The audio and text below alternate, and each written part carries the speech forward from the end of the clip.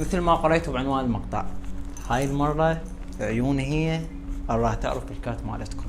وعلى فرضا انت قدامي راح تقول لي ستوب مثلا باي مكان، قلت لي ستوب مثلا هنا، راح تحفظ الكارت، تحفظ الرقم مالته والشكل واللون بدون ما انا اشوفه.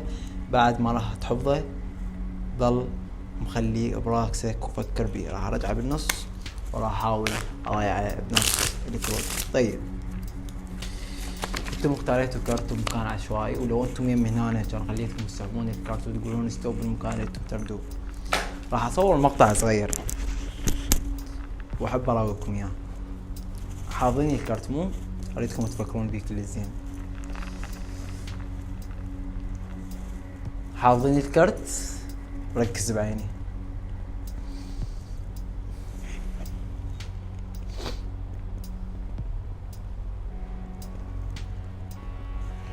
حافظين الكارت؟